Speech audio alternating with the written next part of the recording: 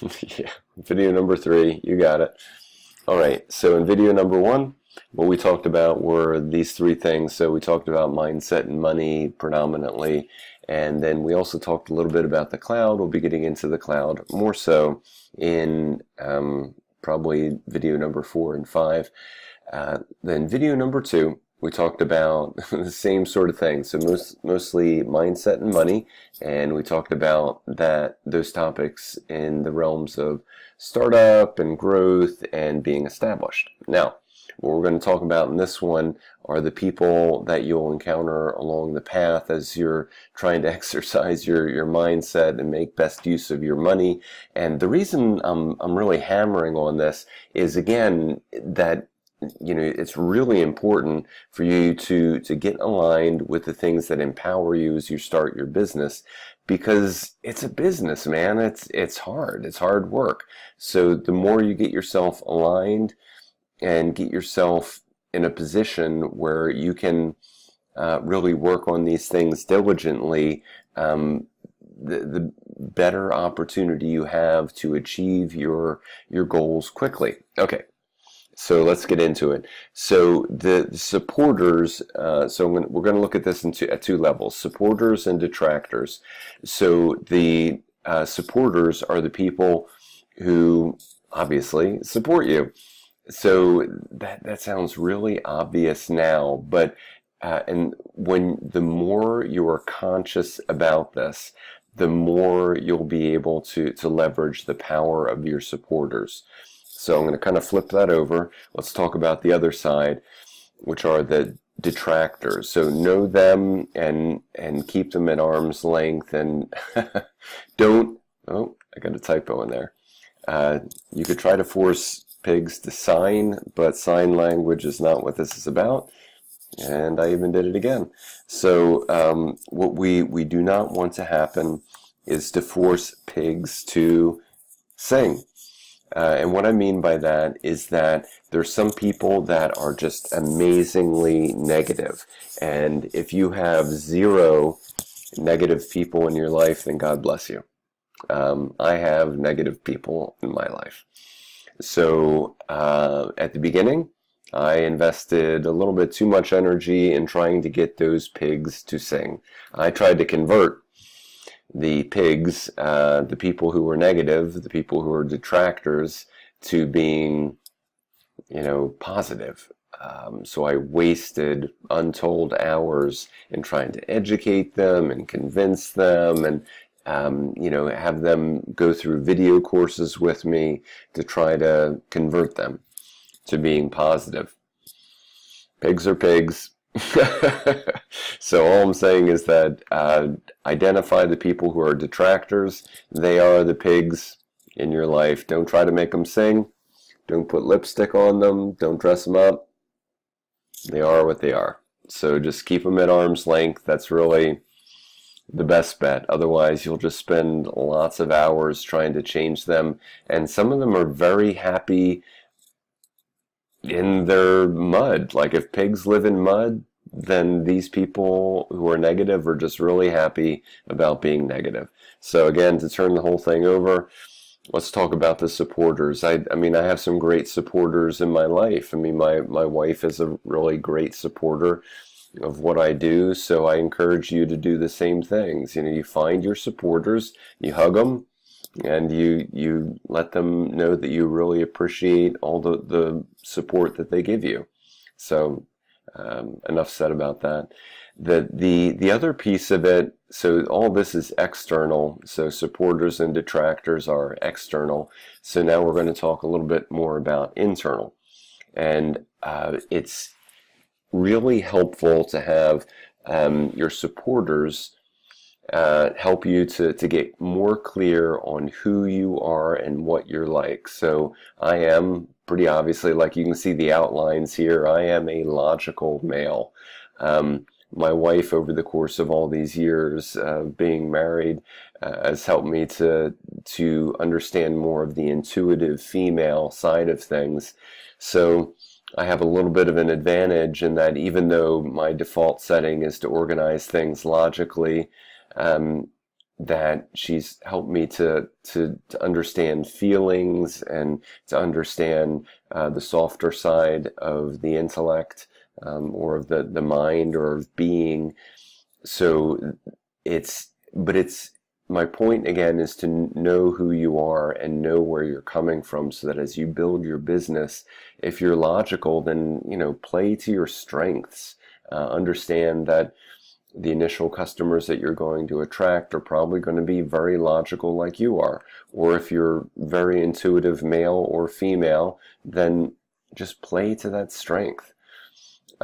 So the other kind of slight angle on the whole thing is introspection versus extrospection.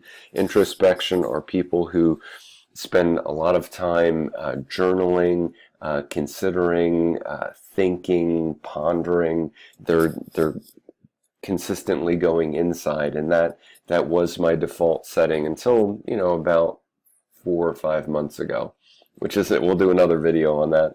But the extrospection are people who they don't consciously avoid themselves, but unconsciously they're avoiding themselves. And they're looking outside, so they spend very little time trying to know and understand who they are. The majority of their time is either shame, blame, guilt on others. That's a type of extrospection. So if you inflict a lot of shame, blame, guilt, or any of those, then just realize that you've got that extrospection going on. And it's something to work on, because it's hard to live with somebody who's very strong in extrospection. Just saying. So the next aspect, if you have questions or if you want to debate with me about these things, have at it. Send me comments, send me emails, send me roses, whatever.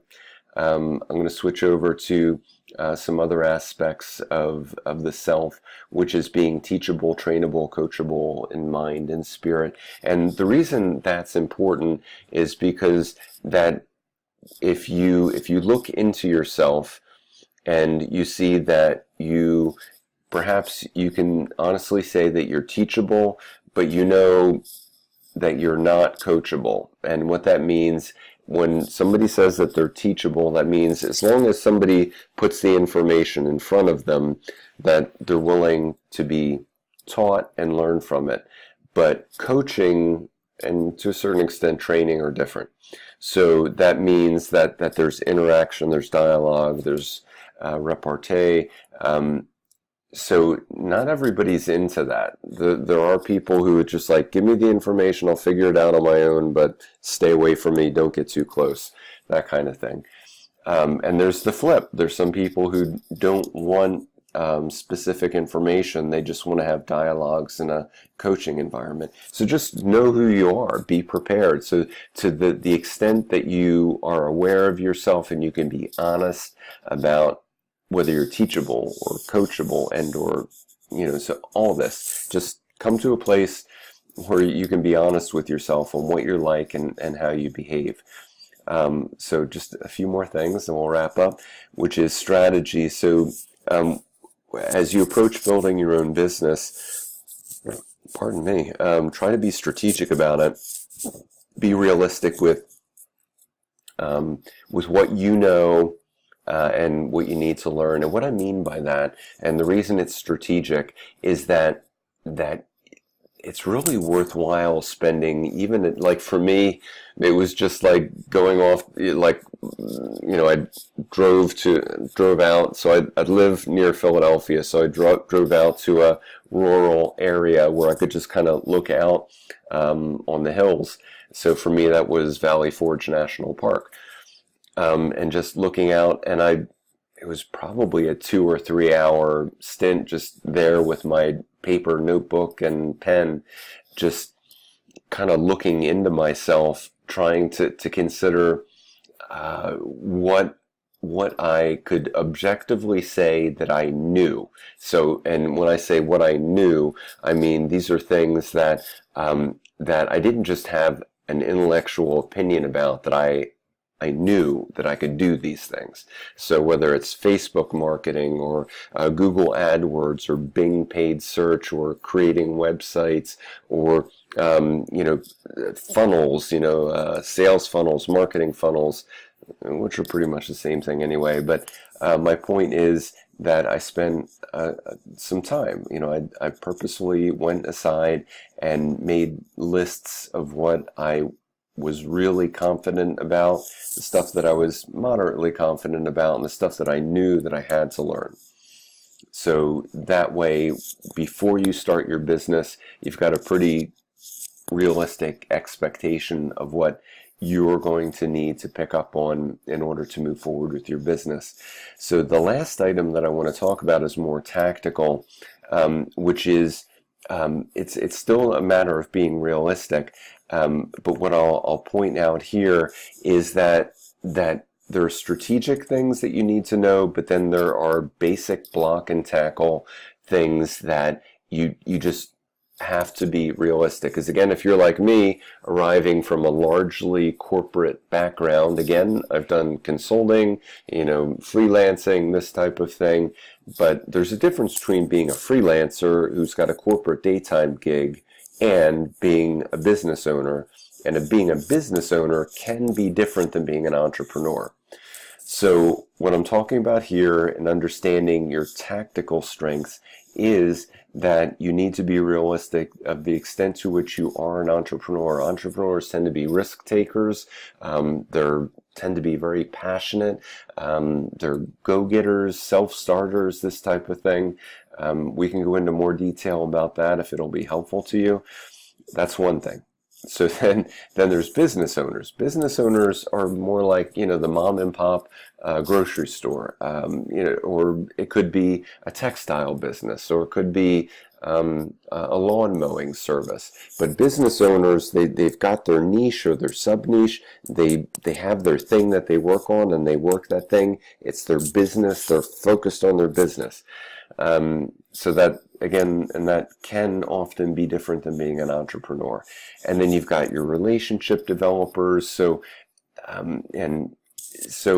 what I'm encouraging you to do, again, is to just be realistic. Like, try to look inside yourself and observe the extent to which you can honestly say that you've got a certain amount of territory covered in this. And it's not a 1 or a 0 score. You can do it on a score of 0 to 10 or 1 to 100 or whatever you want to do. But just, kind of dial in to where you're at, and just to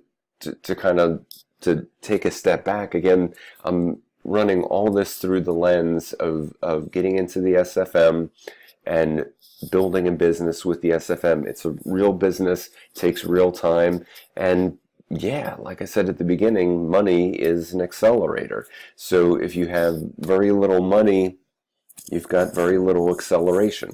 Just saying. We'll talk a little bit about, again, how to get business partners, how to attract money, how to find people who've got good credit, this kind of thing, so you can accelerate things.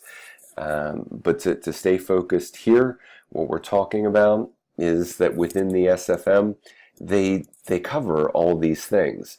So I'm just telling you that if you kind of, know where you're starting from, the better you know yourself, the better you'll be able to use the SFM system to pick yourself up, move yourself forward, and build your business. So that was 14 minutes, but I'm going to wrap up here. Thank you very much for listening, and looking forward to speaking with you on the next video.